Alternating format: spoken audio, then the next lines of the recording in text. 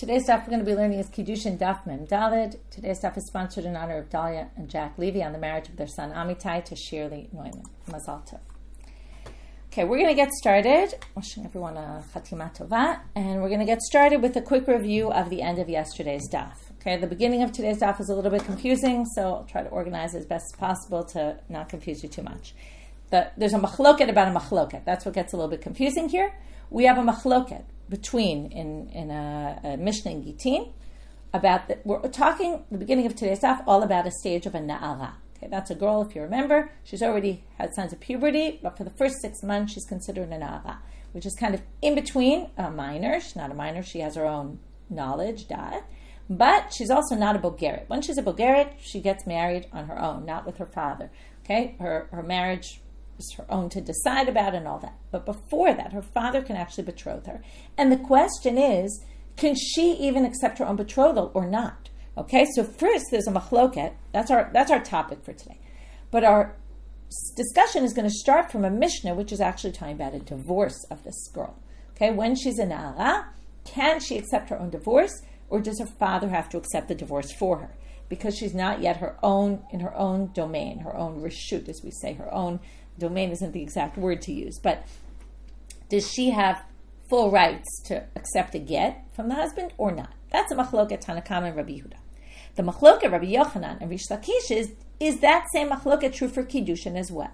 We know that Kiddushin she's supposed to accept, but the question is, before she's an naara, is her acceptance meaningless because her father does the acceptance on her behalf? Now, this might sound a little horrifying to us, what her father accepts who she's going to be betrothed to, but you have to remember, nowadays, almost nobody gets married at this age, right? We're talking about a very young age, and maybe it does make sense to it that if they're going to betroth her at such a young age, then perhaps it should be the father who's doing it because maybe she doesn't know any better at that point, right? Think about people who have daughters who are 12 or 13 or even sons, right? I mean, sons is a whole different story, but halachically, but think about, would they be capable of making that kind of decision? So there's some sort of understanding that maybe in this case, it's the father who does it on her behalf. So again, when it comes to get, it's very clear that there's a machloket. The question is there a machloket also by Kiddushin? So Rabbi Yehuda says by get, only the father. You can't have two people who are in charge here. Now, everyone agrees that the father can accept the get on her behalf. The question is, does she also have the rights to accept the get herself? The rabbis think she does, either she or her father. But Rabbi Yehuda says, no, you can't have two people in charge here, just the father accepts the get. So now Reish Lakish is more simple. He just says, same machloket for Kiddushin, it's all the same. Rabbi Yochanan says, no, it's not the same.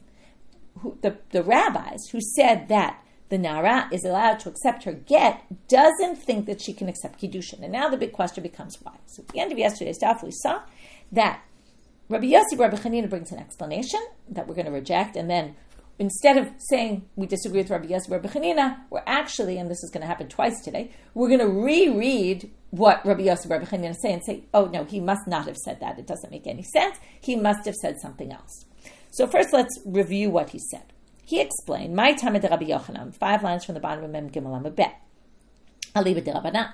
What we have to explain is, why does Rabbi Yochanan think that the rabbis changed their position between get and Kiddushin? Meaning, why would we distinguish between the two? So Gerushin de machneset atzma l'reshut avia. Gerushin puts her back into her father's domain. So the father was always happy to have his daughter back in her house. Okay, right? One might say maybe it's a financial burden for the father, but no, they seem to think he's always happier to have his daughter back home, and therefore she can accept it on her own. But Kiddushin, which removes her from the father's domain, that only her father velo he, not her. To which the Gemara says, but wait a minute, that doesn't make any sense, because we have a Mishnah about maamar. V'harei maamar demafkat atzma mereshut avia utnan, and it says in the Mishnah, ktana mina erusin ein osim b'maamar ela midat avia. It says a ktana from erusin, she can't do, ktana from, what is a ktana min erusin? We have a minor who is betrothed to somebody, just betrothed, not married yet. The husband, already they call it husband, dies. She's supposed to do, they don't have children yet, she was only betrothed. She's supposed to do yibum with the brother. And we say that, now, you need to know a whole bunch of different things here. What is maamar? So the rabbis instituted, and we're going to see there's a debate about this, but the main position, which is the rabbis, which we'll start with, because also it sits much better with us, is that the rabbis instituted the maamar, which is basically, I'm going to make a bunch of analogies today. Okay, Kiddushin is to nisuin. Kiddushin is the betrothal, to the nisuin, to the marriage, is like maamar to yibum. Okay, maamar is like a Kiddushin for yibum. Now, yibum by Torah law, there is no Kiddushin. Okay, there is no such thing. It's just yibum, which is he has relations with her. And in fact, there's a drasha, which is very hard to accept, that yibum against her will actually is effective. And they learn that from a pasuk. It says v'yibma, even if she doesn't agree to it, which basically sounds like, right, it's hard to understand this concept. And in fact, the reason why I preface it this way is because this is a response to it. Now, I actually looked up some responses to why yibum ba'al korcha. How could you say this? Basically, that means he could theoretically have relations with her against her will, and she will be, yibum. You could say maybe it just means that she agreed, she consented to the relations, just not for the fulfillment of yibum. But if you really look at it al panav, it looks, right, at the way it looks like he could actually theoretically even rape her. So many people explain that this just means it's effective. It doesn't mean this is a way to go. This just means that if it were to happen that way, it would actually be effective. It doesn't mean that, right, obviously one should never do a mitzvah in that way, and that wouldn't be the right way to do it. It's just, technically speaking, it would be effective because her consent is not needed. It really just means we don't need her consent. But came the rabbis, according to one of the approaches, which is the mainstream approach, which is paskin this way, and instituted ma'amar specifically to avoid this issue, and said, we won't allow this. It has to come with ma'amar first. What is ma'amar? Her agreement. Without her agreement, right, it's like Kiddushin. Kiddushin requires her consent. Without her consent, you can't do yibum. And basically tried to avoid this halacha, which they couldn't handle, right? It didn't sit well with them. That's the only, saving grace of this halacha. It's still, you say, why would the Torah say that this is okay? Again, sometimes you have to just look at these things out of context. Like, okay, it's just a matter of, is this type of kinyan, so to speak, need her consent or doesn't? And if you think it doesn't need her consent, well, then that means it can be done against her will, even though that sounds awful. But, okay, so let's put that issue aside. Now, it says here, if she's a minor from Erusin, now, who needs to consent? The father. Her consent is not relevant because she's a k'tana. There is no such thing as consent. V'hanaara, but if she's a naara, bein midat atzma, bein midat avia. Once she's a naara, she can provide her consent, or the father can provide consent. Now, it says in parentheses here, Masha Enken b'Kiddushin. We're going to ignore those words for right now. They're in parentheses, which means they really don't appear in the Gemara yet, but it will become relevant later, so we'll come back to that. Which means, right, but this isn't true for Kiddushin, okay? But let's put that aside right now. So, what do you see here? Ma'amal, which removes her from the father's domain, because again, what happened when the husband died? She went back to her father's domain, and now the yibum is going to remove her from the father's domain. So, if she can do it herself, then that's obviously not the reason for Rabbi Yochanan, because Rabbi Yochanan said if it's removing her from the father, she has no rights to agree. So, it's only the father can agree. So therefore, like I said, they're going to change what Rabbi Yossi and Rabbi Chanina said to explain Rabbi Yochanan's approach. Ela itmar hachi itmar. If this is what Rabbi Yossi and Rabbi Chanina said, it must have been something else because it makes no sense that he would say this, being that that's the situation. Amar Rabbi Yossi and Rabbi Chanina, and it's based on this Mishnah about maamar. My time de Rabbi Yochanan li b'drabanan. What's the reason? Now we're going to change it. The difference is not one removes her from the father's domain and one brings her back. It's the Kiddushin de midata aviv Elohi. Gerushin de ba'al korcha bein hi bein avua. Kiddushin is done with her consent. Now, who has to consent when she's an naara? You need the father because she's not old enough, so to speak. Even though she's an naara, we still maybe don't trust her when it comes to the Kiddushin issue. So her father, she's in her father's domain for this purpose, and therefore, since her consent is necessary, it can't be her, it has to be her father. But Gerushin de ba'al korcha, but when it comes to divorce, she can accept the get because the get can be done against her will. Remember, this is something Rabbeinu Gershom changes hundreds of years later. But in the time of the Mishna and the Gemara, Gittin, divorce can be done against her will. As long as she receives it, she doesn't have to want to receive it. But if he gives her the get is a get. And therefore, Since we don't really need consent, so it doesn't matter if she accepts it or her father does. So therefore, bein hi bein avia. So that seems like a much better explanation. However, it also doesn't fit with that source we quoted about ma'amal. Hare ma'amal de midata, but ma'amal is also, what did we just say about ma'amar? The whole point of ma'amal is that it's like Kiddushin, and it has to be done with her consent. So how can you say, based on what you just offered as a distinction between Kiddushin and Gerushin, is that ma'amar is much more like Kiddushin than Gerushin. It also needs her consent. And then why would the naara be allowed to be the one to consent? V'katane, and it says there, bein hi bein avia. So the answer to this is, and now I did preface this by saying that's only one explanation as to ma'amal.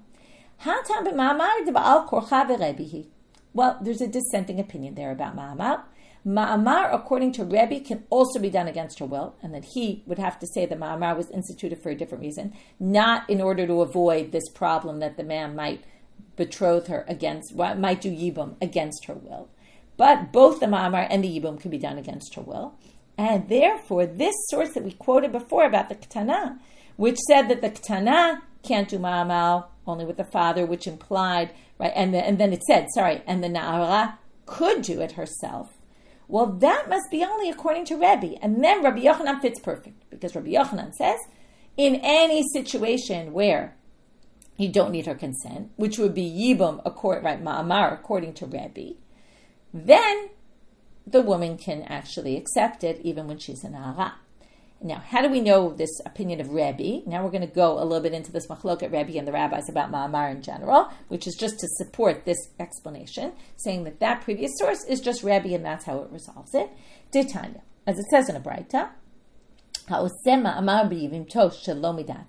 if you do ma'amar against her will, Rebbe Omer kana, Rebbe says this is effective.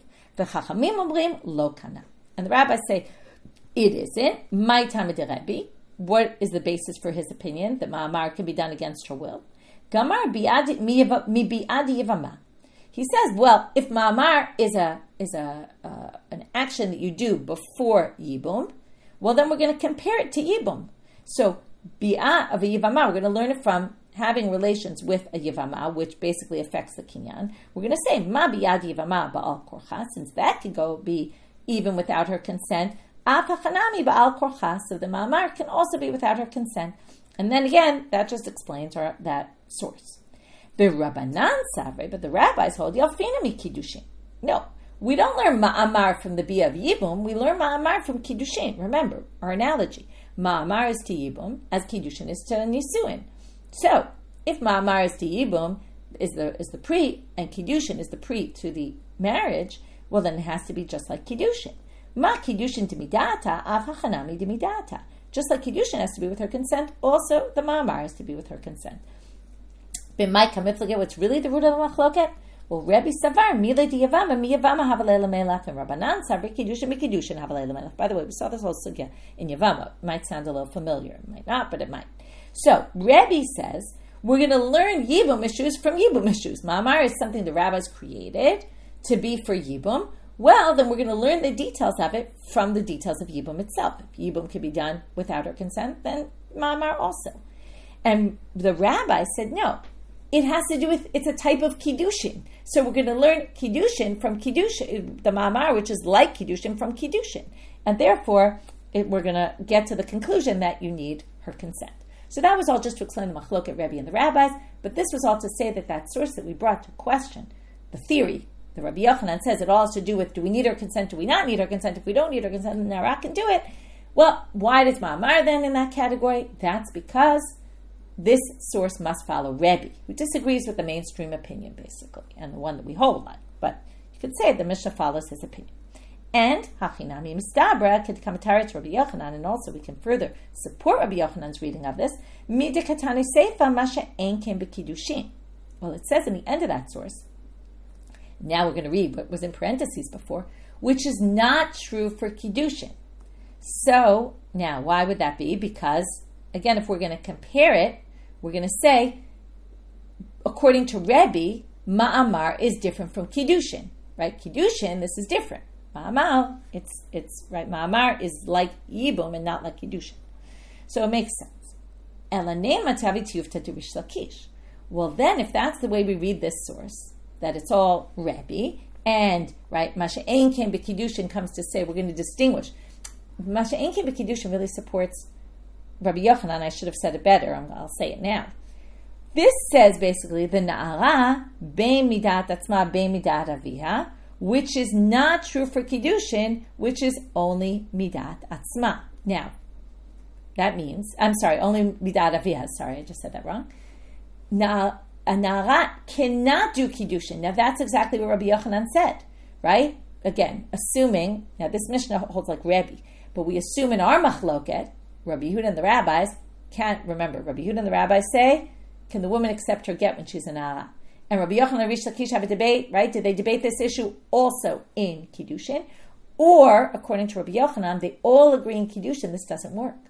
So now, if that Mishnah, we assume, doesn't follow Rabbi Yehuda, but the mainstream opinion about the Kiddushin part, so now it fits perfectly with Rabbi Yochanan, because it says here, a naara can accept her, she can do maamar, but she can't do Kiddushin. So, there you have, that's Rabbi Yochanan according to the rabbis. According to Reish Lakish, you would have to say that's Rabbi Yehuda, which in a minute, that's how we'll answer it. But right now, we're going to say, right, the assumption is that follows the mainstream opinion. Right now, again, it's kind of funny because it doesn't follow the mainstream opinion about maamar. It only follows Rebbe, but we should assume on this marriage issue, Mashen Kiddushin, it would match the mainstream opinion. Also, remember, Rebbe and this machloket between Rabbi Yehuda are two different, right? They're two totally different machlokot and two different people. Right? Rabbi Yehuda, by the way, Rebbe is Rabbi Yehuda Nasi, but Rabbi Yehuda in the Mishnah or in the Beitot in general is Rabbi Yehuda Rabbi Eli. It's not the same Rabbi Yehuda. So now they're going to say, Amar lecha Reish Lakish, Amar Rabbi Yehuda. So now that's the obvious answer. Don't worry about this being a question of Reish Lakish. Reish Lakish will just say, this that says the Kiddushin, only the father can do it, not the naara, right? That last few words, Masha Einkin B'Kiddushin, this doesn't work for Kiddushin. That would be Rabbi Yehuda. Ta'amar ein shtei yadayim zochot ke'echad. To which they say, remember, now where did Rabbi Yehuda say that? In divorce, right? And then we just applied it to Kiddushin. So now they say, well, Rabbi Yehuda, Masha Einkin B'Kiddushin, Masha Einkin B'Gerushin B'Baile. The chiddush of Rabbi Yehuda is, even in get, it doesn't work. Right? Because remember, in Kiddushin, it's easier to say, because Rabbi Yochanan thought even the rabbis agreed that it's only an naara. It should have brought the bigger chiddush, Masha Einkin B'Gerushin. So to say this is Rabbi Yehuda, and he says Masha Einkin B'Kiddushin, he should have said Masha Einkin B'Gerushin. He said, no, inachinami. No. It theoretically, maybe Kiddushin is the bigger chiddush. Gerushin is the bigger chiddush. That in Gerushin, she can't accept her own get. Right, even though, remember, it's against her will, and you would have thought she could anyway, or since it could be against her will, you don't really need her consent. Therefore, maybe it would have been okay. But that is a bigger chiddush. But why in this source does it specifically mention Kiddushin? Well, it makes sense in the context. What are they talking about? Ma'amal, which is compared to Kiddushin. So, I did ditani ma'amal, didame leKiddushin. They wrote Kiddushin because Kiddushin is like Ma'amar. So while it's true, Rabbi Yehuda says it also in Gerushin, it makes sense that specifically they talked about Kiddushin in this context. And therefore, Tanana, right? I did Tani Ma'amar, did Dami the Kiddushin, since it was talking about Ma'amar, which is like Kiddushin, Tananami Masha Einkin B'Kiddushin. Okay, so now we have basically, we're going to say, since Ma'amar is like Kiddushin, so this is going to be it mentioned Masha Einkin B'Kiddushin. There's one last question, then I'll go back and summarize. Rabbi Yehuda, Mishna ma'amal. So then, what's the difference? If Rabbi Yehuda thinks that she can't get her get and she can't get her own Kiddushin, why is she allowed to accept her own ma'amal? To which they answer, ho'ilu zekukav omedet. Well, that's because ma'amar is a whole different ballgame. Ma'amal, she already got betrothed by her father, presumably, to somebody else, right, to this husband. The husband dies, and then she falls to Yibum. Now, already the father consented, right? You can almost say it like this. When you marry anybody, you know that there's a potential you're going to have to do Yibum. So therefore, the maamar doesn't need her consent like Kiddushin, meaning the father's consent, because the father already consented in the beginning to the brother. So therefore, we can assume he knew already, and she's already connected to the brother. In other words, there's a much stronger connection between her and the brother, who she's supposed to give him with, than her and her husband in the first place before they got betrothed at all. Because she's basically he's the only one she could be with right now unless he releases her with chalitza. So therefore, the maamar doesn't really require the same type of consent as Kiddushin does, and that's why he distinguishes. So let's just stop for a minute before we're going to go on a little bit more about this, but let's stop and summarize. So again, we started with this machloket, Rabbi Yehuda and the rabbis, about whether, right? What's confusing here is there's machlokot within machlokot. So we started with this machloket. Does the father have any rights? Does the father have exclusive rights, to receive her get? That was Rabbi Yehuda. The rabbi said, no, she can also receive her get. Then we had a machloket, Rabbi Yochanan and Reish Lakish. Does the same apply for Kiddushin as well? Is it the same machloket? Reish Lakish says exact same machloket. Rabbi Yochanan says, no, it's not the same machloket. By Kiddushin, for sure, she can't be the one to accept it. The father has to accept it. To which we brought this source from about maamar and said that seems to contradict our theory, right? First, we brought this first explanation of Rabbi Yochanan that it's going in and out of marriage. Well, maamar didn't work with that. Okay, that if she goes out, the father needs to consent, but also with yibum she goes out. Then we said, okay, so it must be something else. So we said it must be, does it need her consent or not?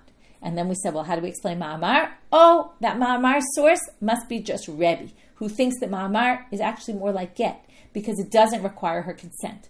But don't worry, it's not the mainstream opinion. In other words, it's just, don't question me with that source. That source follows Rebbe.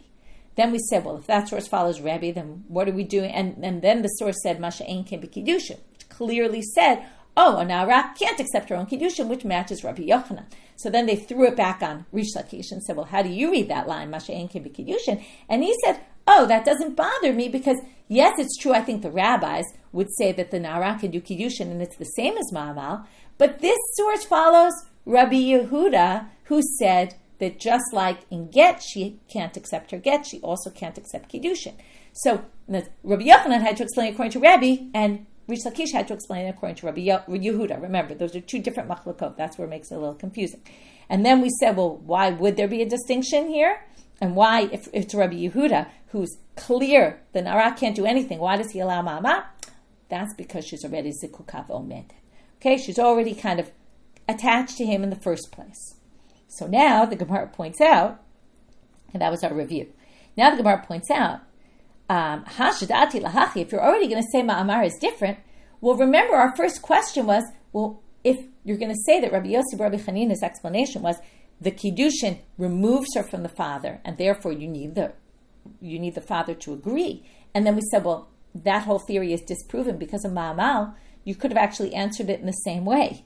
That Rabbi Yochanan nami lo tikshalach meikara. The first question we had on that explanation of Rabbi Yochanan, we could answer. Shane ma'amar ho ilu zekukav omedin. If we're already going to say ma'amar is a whole different beast because she's already connected to him, well then you could have answered that in the beginning and gone back to the first explanation of Rabbi Yochanan that maybe it does have to do with releasing her from his property or not, really, right? And that Gittin, which is bringing her back to the father, she could do herself because it's always in his best interest, but releasing her from the father, not. But maamar would be something different because it's a whole different thing because she's already connected to him from the first marriage of her husband or the first betrothal, and therefore it doesn't, right? You can't use it as a comparison. So that's another just point they make on the side. Now, we're going back to Reish Lakish. Reish Lakish said, same machloket there as is here. Okay, so the rabbis who say that a woman can accept her get, she can accept her Kiddushin, right, this naara, and Rabbi Yehuda who says, Ein shtei yadayim zochot ke'echad, only her father can accept the get. Okay, that's for Kiddushin as well. But basically, the mainstream opinion holds that by Kiddushin, she can accept her own get. Well, now we're going to question that from our Mishnah. T'nan, right? Our first question was, how can Rabbi Yochanan say that in Kiddushin, she can't accept? That even the rabbis would say she can't. Now we're going to deal with, wait, Reish Lakish says in Kiddushin it's so clear she can accept her get according to the rabbis, but that disagrees with our Mishnah. Okay, so now we get back to our topic, which is our Mishnah. It says in our Mishnah, Ha'ish makadesh bito kashi naara bo'u b'shlucho. It says a man can betroth his daughter when she's a naara. Either he could do it directly, or he could do it with an agent. Bo'u b'shlucho in, ba'u b'shlucha lo. But wait, that says he can do it with his agent or messenger. She can't, though. Notice, it doesn't say she can do it. It only says the father can. Our Mishnah seems to say she can't do Kiddushin. That would match Rabbi Yochanan, because we assume our Mishnah is the mainstream opinion of the rabbis. Again, that's always a question. Maybe it doesn't. That's what we'll get to. But right now, assuming usually our Mishnah follows the majority opinion, it seems to imply she can't accept her Kiddushin. Only the father can. Tiyuvta de Reish Lakish. This seems to go against Reish Lakish, who thought that the rabbis allow it.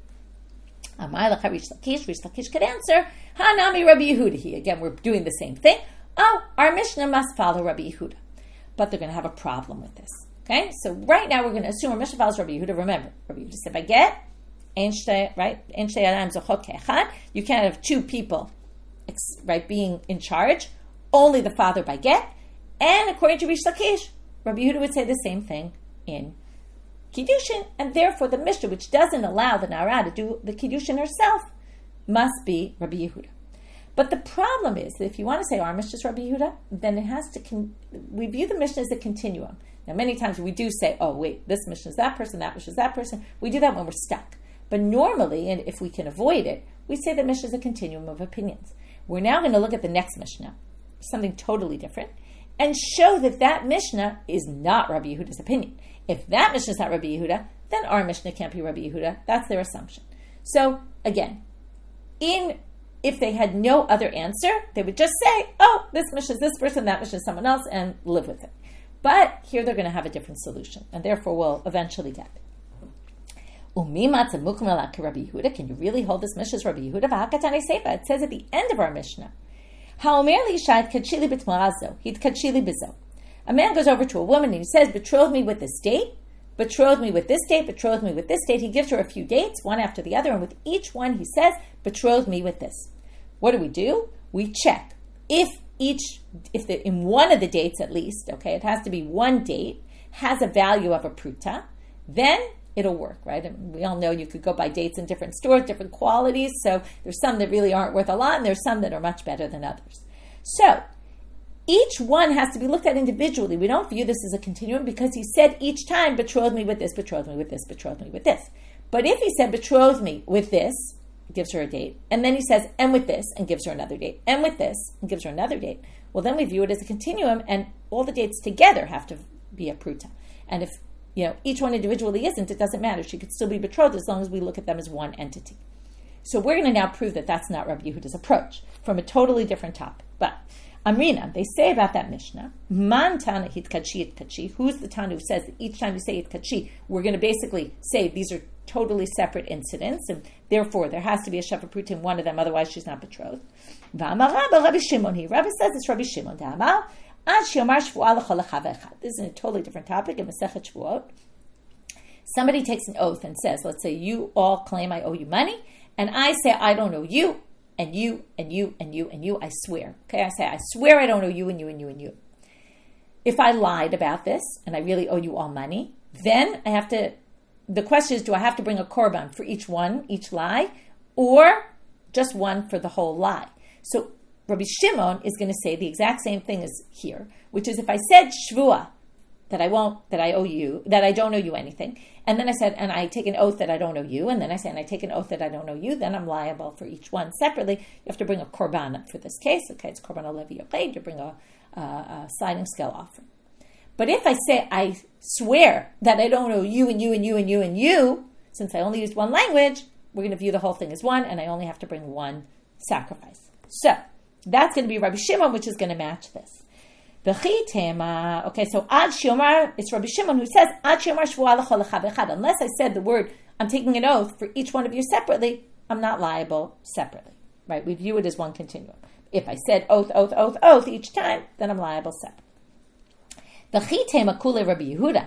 Maybe you say, well, our Mishnah is Rabbi Yehuda, and that next Mishnah is Rabbi Yehuda, and maybe Rabbi Yehuda, ubiprate savar Rabbi Shimon. Maybe he holds like Rabbi Shimon in that sugya there in Shvuah. Can't possibly be, because we know he doesn't. Okay, we're going to now see Misarla. Does he really hold like him? V'atanya, there's a breita there in Shvuah that says, Zeh klal. This is the rule. Klal eno chayav el echad.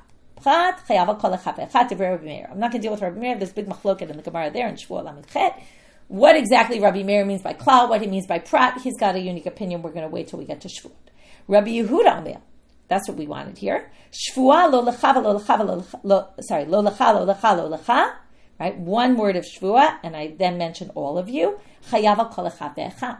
Each one is viewed separately, even though I didn't say shvua each time. That clearly doesn't match what we just said about hitkatshi, because we distinguish between whether you said hitkatshi each time, or you just said hitkatshi with this, with this, with this, with that. And therefore, it's clearly not Rabbi Yehuda. In any case, we're still reading this Braita. Rabbi Elazar Omer lo lecha lo lecha lo lecha lo lecha shvuah chayav al kol echad ve'echad.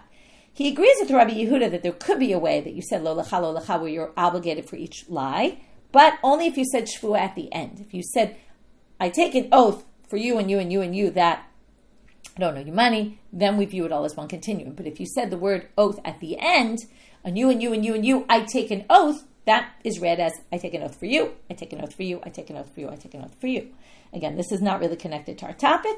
Rabbi Shimon Omer lo olam eino chayav ad shimar shvuah l'chol echad ve'echad. And Rabbi Shimon says, no, you're only liable if you say, I take an oath for you, I take an oath for you, I take an oath for you. And there you see that Shmuel and Rabbi Yehuda don't agree on this topic, so you can't possibly say that Rabbi Yehuda agrees with Rabbi Shimon on that, and that the next Mishnah is Rabbi Yehuda also.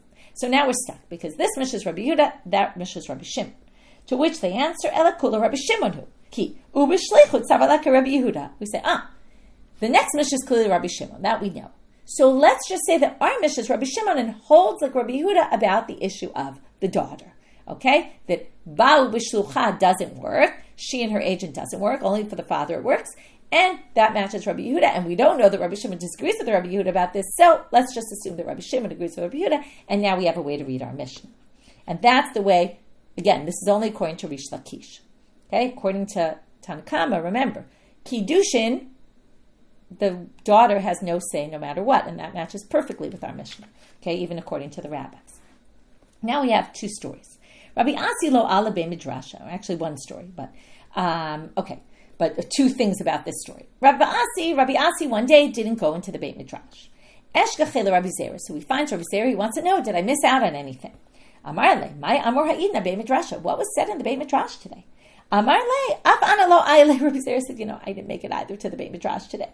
Rabbi Avin huda'aya, but Rabbi Avin went to the beit midrash, va'amar, and he told me, chevruta kula ki Rabbi Yochanan. An interesting thing happened today, right? Chaval, you missed out today. He said, you know what happened today? Everybody got up and ruled like Rabbi Yochanan. That basically, a father cannot accept Kiddushin for a naara. Father is the only one who can accept Kiddushin for a naara. She cannot do it herself. And in fact, when they did that, Savach Reish Lakish ki kruchia, he screamed like a crane, and he got really angry that nobody held like him. He started screaming at everybody, not because he was upset that they didn't listen to him, but he said, isn't it so obvious to you? We've talked about this already a lot of times in the Masechet. We compare all things about Gerushin and Kiddushin, and therefore if there's a machloket for Gerushin, there's a machloket for Kiddushin, and how could you possibly say this? But nobody listened to him. Very sad, right? You can imagine the scene. Amarle, so he responds, and he says, the first Rabbi Asi says, Rabbi Avin bar Samchu, can we rely on the fact that he said this? To which he answered, Amarle, Rabbi Zera answered him, it's like when you take the fish right from the water and you put him right in the frying pan, fresh fish, straight from the water. Well, that's like this. He came straight out of the beit midrash. I saw him right when he walked out. There's no way he got confused about it, right? Maybe tomorrow, the next day, he forgot, got a little confused, but no way that he confused this issue. Amar Rav Nachman bar Yitzchak, Ana lo Rabbi Avin bar Bichia v'lo Rabbi Avin bar Kahana. By the way, this Rabbi Avin they're talking about is not Rabbi Avin bar Chia. It's not Rabbi Avin bar Kahana. Ela Rabbi Avin stam. He's the Rabbi Avin who's known to just be called Rabbi Avin, not with any father's name. L'mayin afkamina. Why do we care? L'mirma didei adidei. Because if we ever find that he said something different, then we'd have to say, there's a contradiction between what he said here and what he said there. And there, maybe he said somewhere else, we don't hold like Rabbi Yochanan. Here, we said very clearly we hold like Rabbi Yochanan. So that's why you need to know exactly who said it. Okay, that's an interesting end to this section. Rava asked Rav Nachman the following question. We're back to get, okay? And a naara and a get. So we know there's this machloket, but we saw that according to the rabbis, she could accept her own get. Naara, ma'u shetase shaliach lekabel gita miyad ba'ala.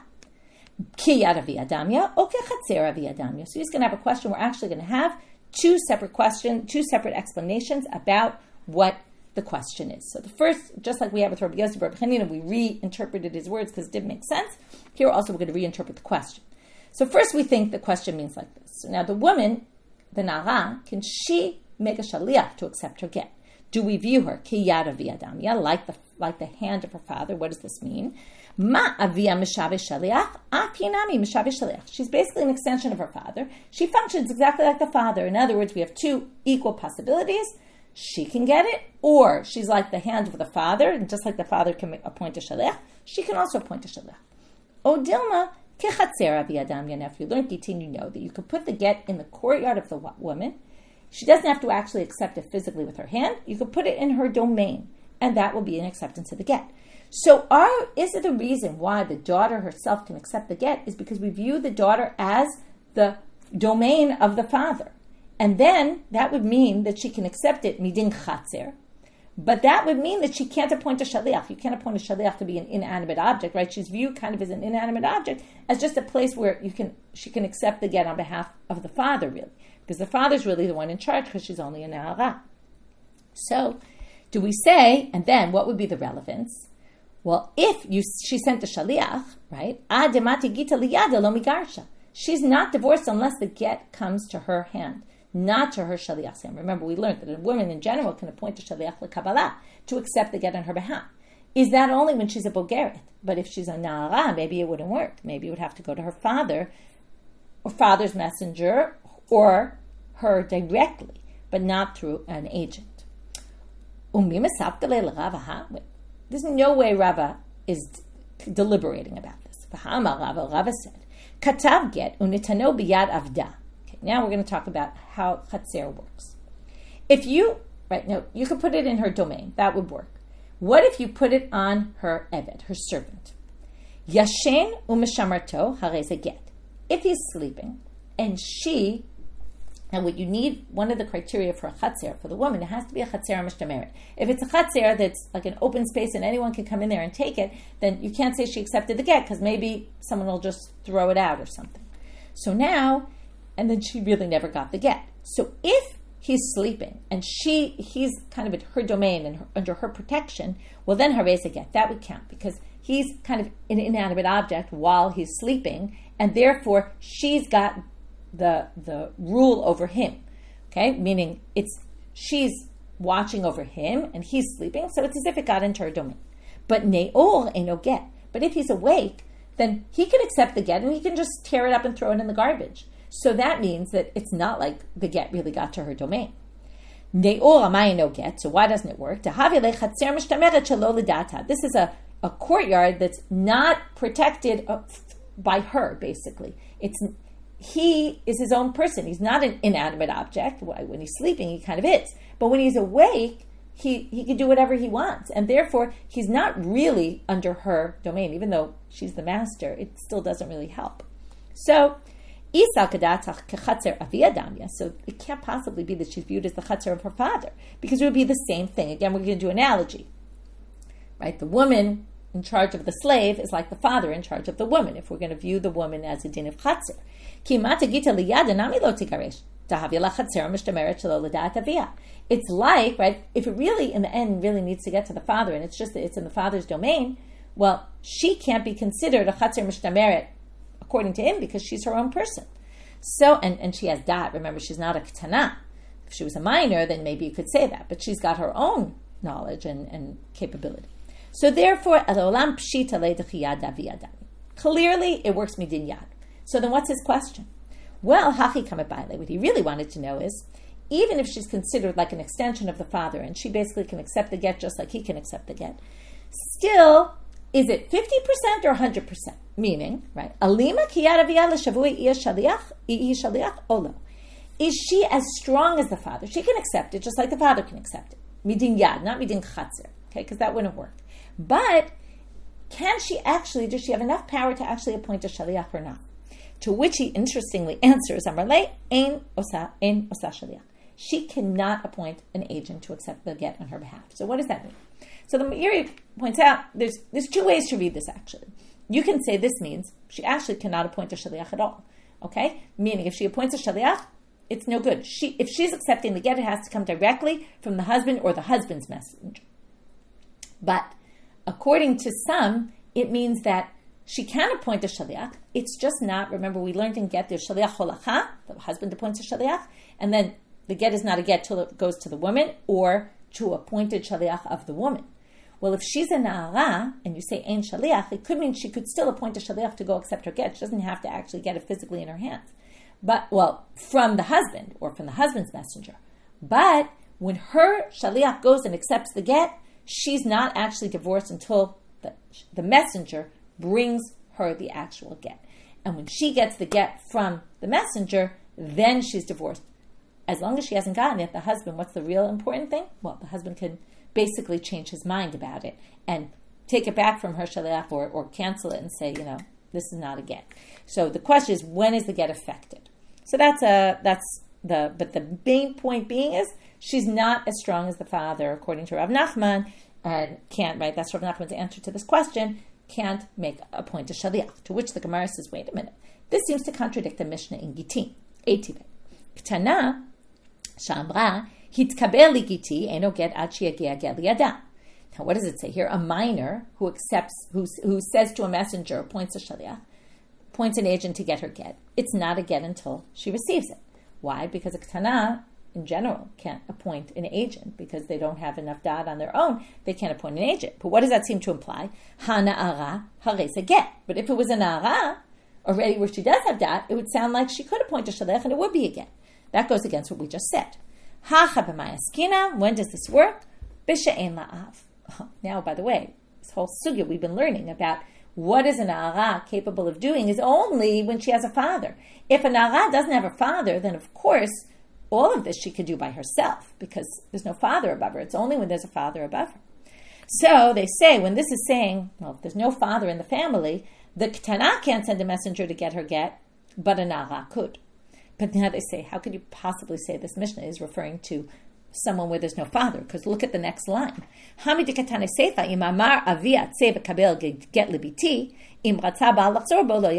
the father said, go and get a get for my daughter, then, right, even if she's a ktana, the husband can't change his mind once it gets to the hands of the shaliach, because the father can appoint a shaliach. So it seems clear, Michal Deresha, but yesh la'avaskina. Well, since the Mishnah in the second line is talking about someone who has a father, it must be in the beginning it's talking about someone who has a father, and then that really seems to contradict what Rav Nachman just said. To which they answer, oh no, you don't have to say that. It's missing words, and this is how you should read the Mishnah. So a ktana appointed a shaliach, it doesn't work. Naara yesh get, but if she was an naara, it would be a get. She could appoint a shaliach, which again, right, that we're going to have to say that's only if she has no father. Otherwise, it doesn't work with Rav Nachman, who said she can't appoint a shaliach. B'ameh dvarim amurim, you'd have to add these words, k'she'en la'av. Well, when does this apply? When she doesn't have a father. Aval yesh la'av, and here's the transition to the second part. But if she had a father, it would only work if the father does it. Okay, and then that's how you read the Mishnah, and that's how it fits with Rav Nachman. So basically, Rav Nachman says a naara can't make a shaliach if she has no father, and obviously that and everything else we've been learning about a naara wouldn't be true if she has no father. If she has no father, well, she has dad, and she doesn't have a father above her. So of course, all these things are done by her, no matter what. Now we get to okay. So you're asking about a minor boy. So first of all, there's no stage of na'arut by a boy, and when a boy is a katan, there's no marriage at all. A boy can only marry himself to someone, right? He can betroth a woman by himself, and he can only do it when he's already of age. Okay, so there's no discussion by a boy. It's not relevant. Itmar. By the way, this whole thing about Kiddushin, okay, for a minor, is all to protect the girls. And that's why also it's a discussion by girls. The whole reason this whole thing of Kiddushin Ktana came up is because they wanted to prevent girls. Well, it really comes up, it's by Torah law, okay? But if there's no father, we're going to talk about this right now, the mother or the brother can actually betroth her, or she could get betrothed by herself. That betrothal is only by rabbinic law, and the reason the rabbis instituted it was because they were worried about girls becoming hefker, like being left on the street, and people might rape them or seduce them or something like that, and therefore they wanted to protect them, right? This is hard for us to understand. They're so young, but in those days, apparently that was a concern, and therefore they instituted that when the father's not there and there's no Kiddushin by Torah law, we had to institute Kiddushin by rabbinic law so that we could protect these girls from being on the street. which again doesn't really apply anymore, but that's how you can understand a little bit this idea of Kiddushay Ketana. So now we have a machloket about what if a Ketana shenitkadsha shelo l'dat aviyah. She gets betrothed without her father's knowledge. And then her father finds out and he's silent and he doesn't say anything. How do we understand his silence? So Amar Shmuel, tzricha get, b'tzricha miyun. If she wants to get married to somebody else, she needs to get a get and she needs to do refusal. You might remember refusal. This is in the case, like I said, where the brother or the mother betroths her because the father's not there anymore, or she betroths herself as a minor. There's Kiddushin on a rabbinic level, and she can easily get out of it. When she becomes of age, she could say, I don't want to be in this marriage, and she leaves. And there's no get required at all. That's because it's only Kiddushin by rabbinic law. So Shmuel says she needs a get and she needs miyun, which we don't really understand yet. Amar karna dvarim bego, im get lama miyun, im miyun lama get. Miyun ends a marriage and get ends a marriage, but you don't need both. In other words, either you say she's betrothed by Torah law, in which case she needs a get, or she's betrothed by rabbinic law, in which case she doesn't need a get, and miyun's enough. So I don't understand what you're saying. So Amruleh Hamar Ukvu Beitina B'Kafrei. Right? There's more Ukva in his Beitin and Kafrei. Why don't you go there and figure out what the story is? Afchua. Now, when they brought this to Mar Ukva, they flipped who said what. And then Rav heard, Shadrua l'kamei de Rav, they sent it to Rav, Amarlu, Elohim, tzricha geru, tzricha miyun, v'chas l'dazari da'aba bar'aba de'nemar hachi. He says, number one, she needs a get, and she needs miyun. And number two, there's no way that Shmuel said what you said. He said, and it's true, because they messed it up. They said that Shmuel said what Karna said, and really Rav and Shmuel agree about this issue. And Rav is saying there's no way that Abba bar Abba, which is Shmuel, would ever say that what you said, he said. So now, Amar va'acha b'reit Rabbi Yehuda, we'll end with this explanation. Tzricha get, why does she need get and miyun? Well, she needs a get, shema nitratzeh ha'av b'kiddushin. Because maybe when the father was silent, maybe he said, oh, that's good with me. In which case he was agreeing, right? We normally say shtika kodah. He was agreeing, and therefore, since he was agreeing, well, that then gives it validity by Torah law, and she needs a get to get out of it. But why tzricha miyun? Because we don't really know what the father was thinking. Shema lo nitratzeh ha'av b'kiddushin. Maybe he didn't agree to the kiddushin, in which case, what's the problem? Well, the problem is they'll see she got a get, and they'll think that she's really divorced by Torah law. And if he wants to go marry her sister, okay, that's what we're going to see right now. V'yomru ein kiddushin tofsim ba'achota. If he wants to go marry her sister, now he can't marry the sister of your divorcee unless the girl dies. But if she didn't die, then he can't marry her sister. So if he goes and betroths the sister, what will happen? The rabbis will say, he was divorced from the first one, which means this isn't a valid marriage at all, and she's not actually married. But since it's actually a doubt, and we don't know, maybe she was betrothed. Maybe he wasn't married to the first one at all, because maybe it was only rabbinic. Maybe the father's silence isn't viewed as consent. Then, if he wasn't married to the first one, then he actually could marry the sister. And then the Kiddushin would be a valid Kiddushin. So if he goes ahead after this first marriage, gives her a get, just in case, and nothing else, they'll think that it was a Torah marriage. If he were to go and marry her sister, they would say, oh, that's not a valid marriage, and they wouldn't require a divorce, and then the sister would go marry someone else, and that actually would have been a valid divorce if, in fact, because of the safek, that maybe the father really didn't agree. And therefore they require miyun, so that people understand here that there's a possibility of both being, that it might have only been a rabbinic marriage, and it could be the father never really agreed to it. And the last line for today, Amar Rav Nachman b'hu sheshidcho. The only real concern that the father would have agreed to the marriage that would require this get, according to what we're saying, is only if they had discussed already betrothal beforehand. If there had been no discussion of betrothal beforehand, then we have no reason to believe that the father took seriously at all what the girl was doing. Why was he silent? Because he just felt like, oh, it's a girl just playing around and doing things and it's obviously irrelevant. And he just ignored it. And that, okay, so he says it's only if there was talk already if there was going to be Kiddushin. But if there was no talk before, this wouldn't be relevant at all. Tomorrow we'll see Ulu has a whole different approach to this. So we'll end here for today. So what we did today, quick review, even though it's very late. We started with this machloket, Rabbi Yochanan, Reish Lakish, and then kind of tried to figure out with this other source about maamar, trying to figure out what really is the reason for Rabbi Yochanan, and then how does Reish Lakish work in with that other source we saw? How does it work in with our Mishna? It seems to go against our Mishna. So again, each time we had to explain it's according to a particular approach, each source. Then we had that they paskin like Rabbi Yochanan, even though Reish Lakish got very upset about it. Then we had this question of Rava. He asked Rav Nachman about a naara, can she be a shaliach? In the end, we had to explain two different ways to understand the question, and then Rav Nachman says she actually can't be a shaliach. And then we brought a question on that from a Mishnah, and then we resolved the question. And then we moved on to this other machloket about a minor who accepts a Kiddushin and her father hears but doesn't say anything, silent. How do we understand his silence? And we saw that Rav and Shmuel both saw. We really saw that main opinion today. Karnu, who didn't really get it, but we saw one main opinion. Tomorrow we'll see Ulla. Rav and Shmuel both say she needs Gittin, she needs miyun, just so that people understand this is a suffix situation. We don't really know what the father was thinking, and therefore we have to be concerned for all possibilities. That's it for today. Wishing everybody a great day, and again, Chatima Tova.